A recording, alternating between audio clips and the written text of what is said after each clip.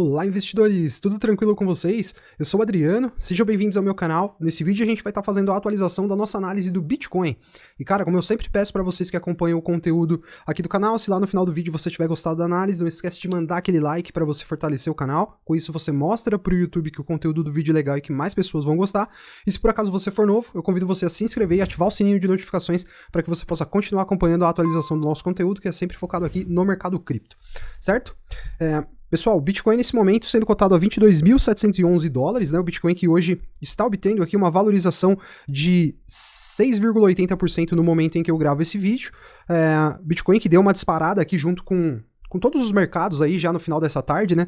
Depois do pronunciamento lá do Fed. A gente vai falar um pouquinho aqui desse pronunciamento que aconteceu no final dessa tarde, mas o que a gente vê aqui é que a gente, por enquanto, está formando um candle comprador bem interessante, que está até o momento engolfando aqui esse candle vendedor aqui que a gente teve no dia 26 de junho, por enquanto, com um volume financeiro interessante, ó, que a gente consegue observar aqui, até com mais volume financeiro do que nesse dia aqui do candle vendedor. Então, a gente volta a olhar para cima aqui com uma expectativa de ver o Bitcoin, quem sabe, vindo romper aqui esse nível dos 24.200 dólares para ele acessar as nossas regiões de alvo aqui, né? Os nossos alvos estão aqui entre 20... A gente tem 3 alvos, né? Na região dos 25, um outro na região dos 27 e um outro alvo lá na região dos 30 mil dólares, né? Aqui no diário a gente nota que o Bitcoin vem formando aqui uma sequência de topos e fundos ascendentes, né? Topos e fundos ascendentes, o que caracteriza aqui uma tendência terciária de alta, né? E que nos traz aqui uma expectativa até o momento, até que o mercado nos prove o contrário, né? A gente mantém aqui a nossa expectativa de ver o Bitcoin dando sequência nesses topos e fundos ascendentes para ele buscar, então, ali os nossos alvos, né? O fato é que o Bitcoin, nesse momento, ele tá tendo uma certa dificuldade para romper esse nível de preço atual aqui, ó, muito próximo da cotação atual, porque em uma visão semanal, a gente vai ver que a gente tem aqui, ó, uma MM200, né, uma média móvel de 200 períodos. A MM200 está aqui exatamente em 22.791 dólares, a gente está preso ali, ó, exatamente nos 22.700 nesse momento, tá vendo? Ó? A gente está vindo testar essa linha aqui, que no meu chart é uma linha rosa, né? Ó. Essa é a média móvel de 200 períodos.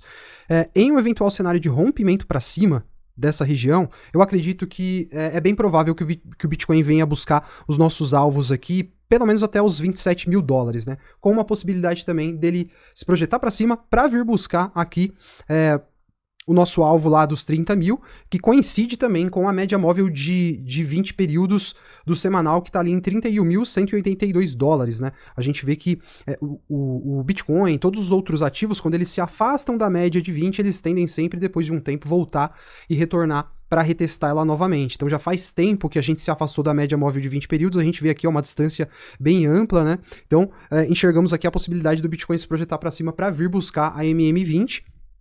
Fiquei uns dias sem trazer vídeos do Bitcoin e de outras criptos aqui no canal, até porque não tinha jeito, a gente tinha que esperar essa decisão do Fed, que qualquer análise que a gente fizesse seria impactada por ela. Então, como falei, a gente teve essa sinalização aqui do Fed com um aumento de juros de 75 bips, né? Jerome Powell afirmou que está muito comprometido a reduzir a inflação. Ele disse, estamos nos movendo rapidamente para isso, né? A autoridade monetária decidiu elevar os juros em 75 pontos base na reunião que terminou hoje, empurrando o Fed Funds, que é tipo a taxa Selic que a gente tem aqui no Brasil, né? Que são os juros básicos dos Estados Unidos, para a faixa entre 2,25% e 2,50% ao ano. O ponto é que a gente sabe que a inflação lá nos Estados Unidos atingiu um patamar de 9%, né? E talvez seja pouco, né? Uma taxa básica de juros em 2,5% para conter uma inflação em 9%, no caso o Fed Funds está muito atrás ainda, ali está muito abaixo da inflação, então eu particularmente acredito que nós teremos novos aumentos aí, né, nessa taxa de juros. Powell também disse que outro aumento de juros incomumente alto pode ser apropriado nos Estados Unidos. Ele também compartilha dessa mesma visão que eu. Por outro lado, afirmou que o ideal é decidir o tamanho da alta nas taxas a cada reunião.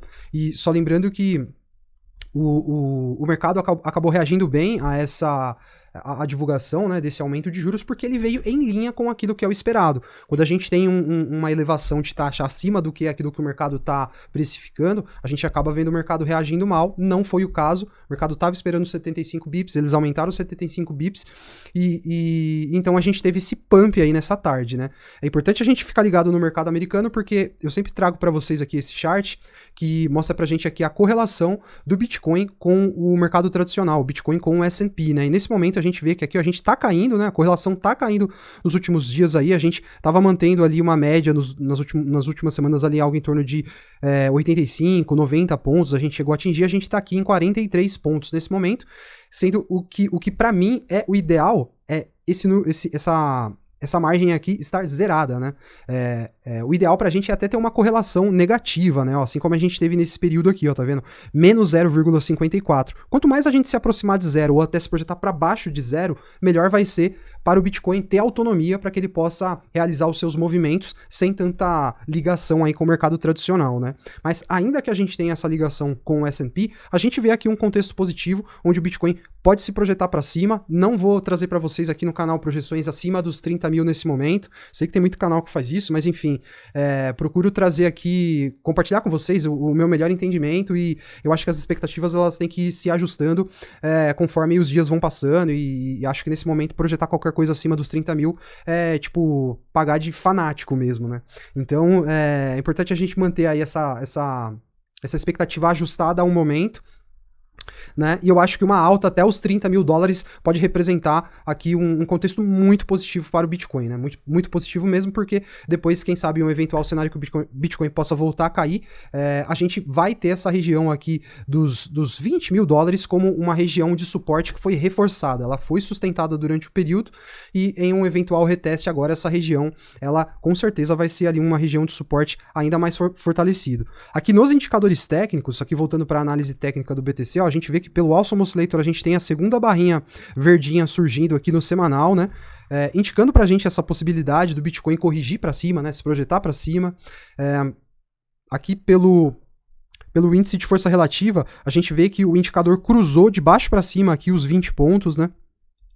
Ó, os 30 pontos, desculpa. Nesse momento a gente tá aqui em 33 pontos, né? Quando ele se projeta quando ele está abaixo de 30, ele se projeta para cima dos 30 pontos, é o sinal de compra desse indicador, esse sinal de compra sendo dado no time frame semanal.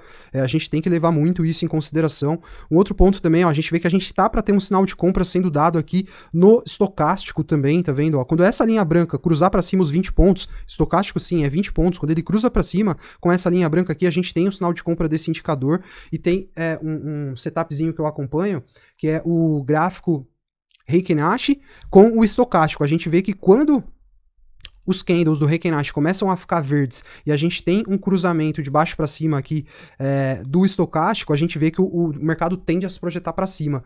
Com uma certa relevância, um movimento de alta relevante, geralmente acontece quando isso surge, né? Quando essa confluência acaba acontecendo. E a gente está muito próximo de ver isso acontecendo, uma vez que a gente já tem aqui, ó, o segundo candle comprador do semanal aqui no nosso gráfico de preço Heiken Ashi, né? Só falta aqui, então, para o setupzinho se concretizar, o sinal de compra ser confirmado aqui pelo estocástico, um fato que a gente vê que está bem próximo de acontecer, né? Se a gente olhar aqui também no MACD, olha que contexto interessante. A gente vê que, primeiro, o histograma está divergindo da movimentação do preço, o histograma está se projetando para cima cada vez mais, formando mínimas ascendentes, tá vendo? As mínimas do histograma cada vez mais altas. E a gente vê também aqui, ó, que as barrinhas, elas estão se apresentando nessa cor mais clarinha, mostrando que pouco a pouco os vendedores estão perdendo força, e a gente pode ter um cruzamento aqui das duas médias exponenciais desse indicador, o que vai sinalizar pra gente aqui, isso vai nos dar um sinal de compra por esse indicador no time frame semanal. A gente também vê aqui, ó, pelo momentum, a gente vê uma divergência de alta, tá vendo? Ó? Fundos ascendentes no indicador, enquanto o preço tá lá se projetando para baixo. Ó. Se a gente colocar aqui um gráfico de linha, isso vai ficar bem claro. Ó. Essa divergência fica bem explícita, certo? Ó, deixa eu só colocar aqui, ó, mostrar para vocês. Ó, a divergência se dá justamente nesses pontos aqui, ó. Preço se movimentando para baixo e o indicador se movimentando para cima. Enfim, é uma série de indicadores que está trazendo para a gente essa expectativa da gente ver o mercado formando uma perna para cima aqui, né? Ó. uma perninha para cima, assim, que nos leve, no mínimo ali próximo dos 27 mil, quem sabe 27 mil dólares, e aí um cenário mais otimista, que a gente possa ir lá para os 30 mil. A gente sabe, eu mostrei para vocês aqui na última análise do canal, última análise do Bitcoin, que a gente tem ali um gap que foi deixado em aberto lá no gráfico de futuros do Bitcoin. Então a gente sabe que o mercado tem essa tendência de fechar gaps também, então tem essa possibilidade do mercado subir lá para fechar aquele gap próximo dos 30 mil, enfim.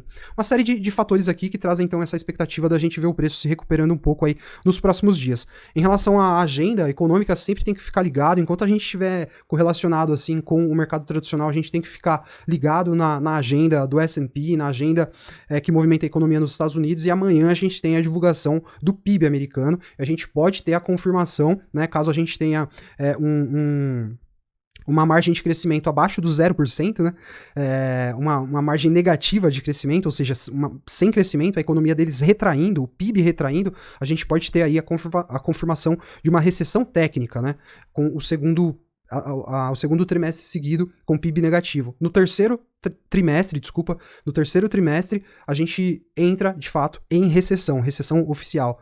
No segundo trimestre, a gente tem, então, esse contexto de recessão técnica. Vamos ver o que acontece, eles vão divulgar esse dado aí amanhã pela manhã. Pode ser também que a gente tenha alguma volatilidade sendo trazida, né, em função da divulgação desse dado que eles vão trazer pra gente. Vamos, então, acompanhar o mercado e eu volto a atualizar a análise do BTC aqui nos próximos dias, certo? Se você gostou do vídeo, não esquece de deixar o like. Se você for novo, se inscreve aí para continuar acompanhando a atualização do nosso conteúdo. Um abração e até o próximo vídeo.